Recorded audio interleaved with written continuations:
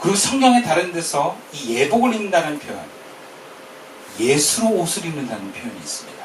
로마서 13장 14절 말씀에 오직 주 예수 그리스도로 옷 입고 정욕을 위하여 육신의 일을 도모하지 말라라고 합니다. 그러면 여기 옷 입다라는 표현은 그리스도의 성품으로 자신의 것으로 받아들이고 이 에고의 욕심과 육신의 일을 내려놓는 것을 말합니다.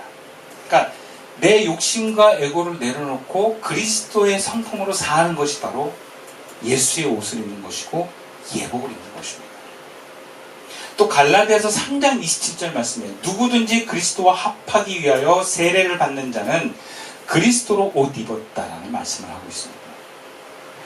이는 그리스도 안에서 새로운 정체성을 가지게 되었음을 말합니다. 세례가 무엇입니까? 옛날에 세례는 침례라 그래서 물에 풍덩 빠졌다가 끌어올리는 행위를 했어요. 이것은 뭐야? 옛 자아가 죽고 새로운 나로 태어나는 것이 바로 세례입니다. 내가 생각하는 가치관, 세상에 알려주는 가치관을 내려놓고 버리고 하나님이 나에게 세워주는 가치관으로 정체성을 갖고 사는 것을 말합니다. 이것이 예수로 옷 입는 거예요. 이 시대의 문화와 이해를 넘어서 그리스도의 시선과 가치관과 그 뜻에 나를 복종시키는 것입니다. 이 세상의 기준이 내가 뭘 원하느냐가 아니라 하나님의 뜻이 어디 있냐가 중심이 되는 것입니다. 내가 살아가는 삶의 목적이 내가 얼마나 만족하느냐가 아니라 하나님이 나에게 원하신 것이 무엇이냐 있는 것입니다. 그것이 예수로 옷을 입는 거예요. 그런 사람만이 잔치를 누릴 수 있게 됩니다. 결론적으로 우리가 예복을 입는 것은 바로 그리스도 안에 있는 것입니다. 끊임없이 그리스도를 닮아가는 것입니다. 우리가 주님이 모이고 만나게 된 그 자리가 천국잔치가 되려면 예수님 안에서 예수님의 뜻을 생각하면서 예수님이 원하시는 삶의 자리로 나아갈 때 가능합니다. 그리고 그렇게 될 때 우리에겐 생명이 흐르고 기쁨이 흐르고 능력이 흐릅니다. 하나님이 우리와 함께 하시면 세상 두려울 것이 없습니다. 하나님이 우리와 함께 하시면 우리의 삶은 복이 될 것입니다. 그리고 그러한 잔치의 중심에는 예수님이 계십니다. 아무리 친하고 마음이 잘 맞는 사람들과의 만남을 할지라도 또 매주 익숙한 예배라고 할지라도 예수님으로 옷을 입지 않고 내 생각과 내 뜻으로 옷을 입으면 여러분 그 자리는 상처의 자리가 되고 슬픔의 자리가 됩니다. 분노의 자리가 됩니다. 이것은 우리가 예수 믿고 하나님의 자녀가 돼서 하나님 안에 있을 때 그리고 예수님 안에 있을 때 사는 그 모든 삶이 부르신 가운데 응답하는 그 자리는 잔치가 된다는 것을 의미합니다. 근데 반대로 우리가 하나님의 자녀로 초청되었다고 했지만 그 옷을 입지 않고 내 마음대로 내 편한 대로 그냥 내 생각대로 예배드리고 사람을 만나면 여러분 그 자리는 하나님의 은혜가 없는 자리가 됩니다. 아무리 은혜가 넘치는 공동체 안에 있어도 내가 내 생각과 내 마음이 다른 데 있으면 그 자리에 있는 나는 은혜로부터 벗어나는 것이거든요. 얼마든지 그럴 수 있어요. 예배 드릴 때는 하나님이 찾으신 예배가 되기를 축원합니다. 하나님을 경외하며 그의 부르심에 응답하는 삶, 무엇보다 내가 그리스도로 옷 입는 삶, 이것이 주님이 우리에게 원하시고 기뻐하시는 삶일 것입니다. 근데 현실은 우리가 삶을 살아가다 보면 생각보다 천국잔치 부르심을 많이 놓칩니다. 하나님은 보이지 않을 뿐더러 보여지는 세상에서 사람들과의 삶의 여러 상황들이 나의 관심과 나의 의미를 하나님이 아닌 다른 것에 두게 합니다. 너무나 유혹들이 많습니다. 그러니까 세상에 너무 재밌는 게 많아요. 그러니까 주님의 초청잔치가 중요한 건 알겠는데 아직 우리가 그 맛을 몰라. 그러니까 천국잔치에 초청을 해도 우리가 잘 안 가요. 그리고 우리 삶에는 중요한 일이라고 생각하는 게 너무 많지 않습니까? 아까도 말씀드렸던 것처럼 요즘 중고등학생들은 그냥 좋은 성적 받는 거에 꽂혀 있어요. 예배고 뭐고 그냥 사공 가서 성적 막 올리는 것이 막 삶의 가장 우선순위예요. 다들 공부에 미쳐있어요. 그렇다고 공부 안 하는 애들이 또 주님께 나오냐? 그것도 아니야. 똑같아요, 여러분. 예배를 드려도 제대로 못 드려요. 아마 제가 지금 청소년 예배 드리면 맨날 화냈을 것 같아요. 야, 이놈 새끼들아! 막 이럴 것 같아요. 제 성질에 그 꼴을 못 봐가지고. 어떤 사람은 같이 예배를 드려서 천국을 누리는데 어떤 사람은 지루한 모임이 됩니다. 어쩔 수 없이 나오는 모임이 돼요. 그러니까 자기 생각에 사로잡히고 은혜가 흐르지 않습니다. 이것은 초청을 받았다고 하지만 예복을 입지 않은 상태입니다. 그러니까 그런 일들이 너무 많아요. 네. 그리고 우리 삶의 예배 외에 또 얼마나 많은 주님의 초청의 잔치가 있습니까? 저도 매주 아이들과 예배를 할 때 그 싸움을 해요. 예배를 드리는데 너무 자세가 안 돼 있어요. 저는 그게 화가 나요. 그럼 저희 아내는 나는 너무 그것에 화를 내는 사람이에요. 네, 너무 예민하대요. 그래서 내가 그랬죠. 그래서 내가 목사는 많이 나왔어요. 그때 어떻게 하나님 앞에 나아가는데 이럴 수 있냐. 막 저는 그러거든요. 그러니까 이 하나님 경험이 달라서 그래요. 저는 하나님 무섭습니다. 그리고 하나님이 너무 감사합니다. 제 인생에 하나님 베푸신 은혜가 너무 크고, 그리고 하나님의 어떤 은혜 안에서도 있었지만 저는 너무나 많은 사건과 사고를 당해왔어요. 저는 몸으로 많이 겪었어요. 우리 유라님도 몸으로 많이 겪으신 분이지만 저도 몸으로 너무 많이 겪어서 하나님 무서워요. 그러니까 하나님이 없이는 제가 내 인생에 한치 앞날을 저는 확신할 수가 없어요. 이스라엘 백성들이 막 광야를 막 오는데 막 구름 끼든 불기든 막 보이고 막 하나님 막 나타나 싹 죽이고 그러면 얼마나 그 하나님 무섭고 긴장되겠어요. 어렸을 때부터 그런 걸 보면. 그 하나님 말씀에 복종할 수밖에 없어요. 그래서 요단강을 건넌 세대들은요, 하나님 말씀에 철저하게 순종합니다. 입 다물고 성 7바퀴 돌아 그러면 입 다물고 돌아요, 그 사람들이. 왜? 하나님의 어미하심과 그 역사심을 믿기 때문에. 근데 딱 한 세대만 딱 넘어가잖아. 그럼 하나님 안 믿습니다. 이 사사기가 그걸 보여줘요. 하나님을 두려워하지 않아요. 딱 한 세대만 넘어가요. 왜? 그 다음 세대는 하나님이 그렇게 실제적으로 나타나서 기적을 베푸거나 이런 것들 잘 안 익히세요. 그러니까 금방 신앙이 없어져요. 저는 그래서 우리 자녀들 세대가 걱정이 돼요. 우리 손주들 세대가 걱정이 돼요. 하나님이 안 나타나거든요. 내가 경험한 하나님은 우리 자녀가 경험한다는 보장이 없어요. 왜? 더 평화의 시대에 살고 있기 때문에. 저는 대학 들어갈 때 등록금이 없었어요. 그래서 하나님은 기적을 베풀어 주셨어요. 근데 우리 자녀들이 대학 갈 때는 등록금이 있을 거예요. 그러면 어떻게 되겠어요? 하나님 주신 거라고 생각하겠습니까? 부모가 줬다고 생각을 하지. 근데 저는 부모가 등록금을 줄 수 없었어요. 근데 장학금 명단에 제 이름이 있더라고요. 그래서 학교를 들어갔어요. 그런 위기 속에서 하나님의 큰 기적을 맛본 세대와 그렇지 못한 세대는 하나님의 중요성이 다를 수밖에 없어요. 그러면 당연하게 하나님을 경험하지 못한 세대들은 하나님을 저버려야 됩니까? 아니에요. 부모를 보고 하나님 말씀 보고 하나님을 경외하기를 배우라는 것입니다. 부모는 그걸 가르치라는 것입니다. 그러기 위해서 함께 예배를 드리고 함께 천국잔치에 응하는 것입니다. 여러분, 우리는 하나님의 이 잔치를 귀하게 여길 수 있어야 됩니다. 부르심이 얼마나 소중한지를 우리는 알 수 있어야 됩니다. 여러분들이 모르겠다면 여러분들 주변에 그것을 소중히 여기는 사람의 이야기를 들으십시오. 여러분의 자녀들이 모르겠다면 여러분의 부모 세대들이 하나님을 어떻게 만났는지를 들어보십시오. 아멘. 그래서 그걸 믿고 하나님의 초청에 응답하십시오. 아멘. 그리고 우리가 또 어떻게 하면 예복을 갖추고 나아갈 수 있겠습니까? 예배 자리는 귀한 자리입니다. 그런데 우리가 그것에 자꾸 우리의 자세가 흐트러져요. 본문 8절 말씀이에요. 이에 종들에게 이르되 혼인잔치는 준비되었으나 청한 사람은 합당하지 않습니다. 여러분, 왜 합당하지 않은 사람의 공통된 모습이 뭔지 아십니까? 잔치에 나아갈 마음에 긴장이 없어요. 천국잔치에 초대받은 그 자리에 걸맞는 마음가짐, 그것에 나아가라는 여러분 긴장이 우리에게 필요합니다. 임금은 원래 초대장 명단에 있는 사람들에게 종들을 보내서 잔치에 초청을 했는데 거부하죠. 무관심 사람도 있었지만 다 자기 일에 바빴어요. 여러분 이것은 무슨 얘기입니까? 임금을 무시하는 거예요. 여러분 이 당시 고대 근동사에서 임금이 어떤 존재인지 아십니까? 무서운 존재입니다.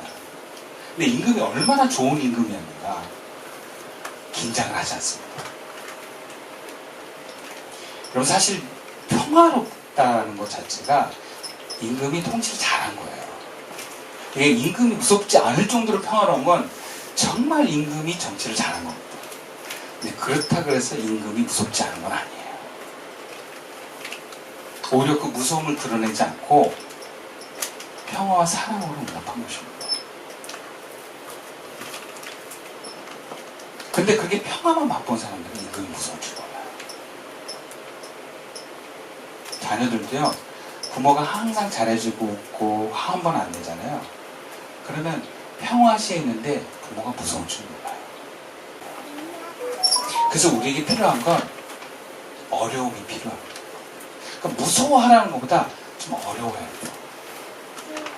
이것은 공경이고 경외라는 마음으로 우리가 다르게 적용할 수도 있습니다.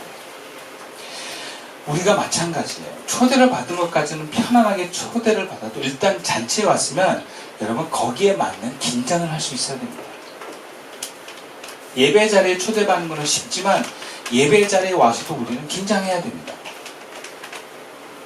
주의 성찬을 받기로 결정해서 성찬을 하게 되는 것은 쉬울지 몰라도 성찬 예배를 드리기로 했으면 거기에 걸맞는 준비를 마땅히 해야 되는 것입니다.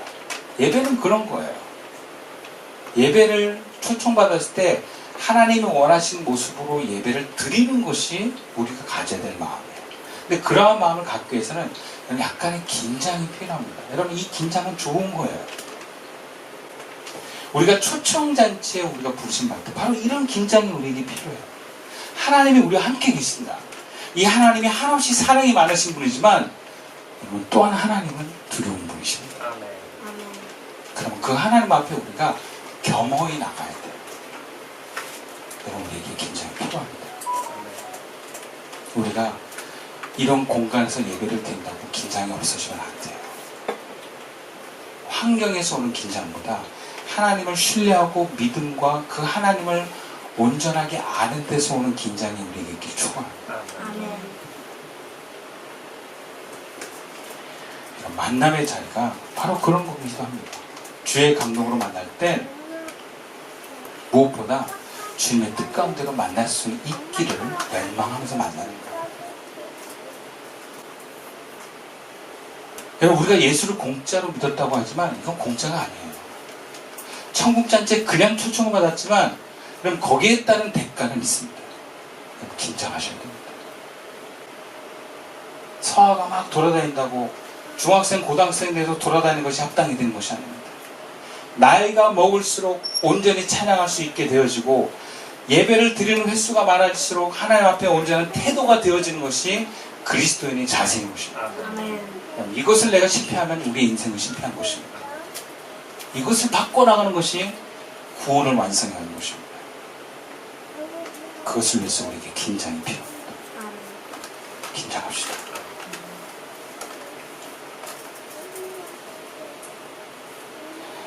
주님의 초청으로 천국잔치에 왔는가? 두 번째로 14절 말씀입니다. 함께 읽어보겠습니다. 시작. 청함을 받은 자는 모두 택함을 입은 자는 저분이라. 여러분 우리가 청함을 받는 것으로 끝나지 않고 택함을 받는 자리에 나가는 것. 여러분 이것이 중요합니다. 본문에는 청함을 받은 사람들만 모여 있어요.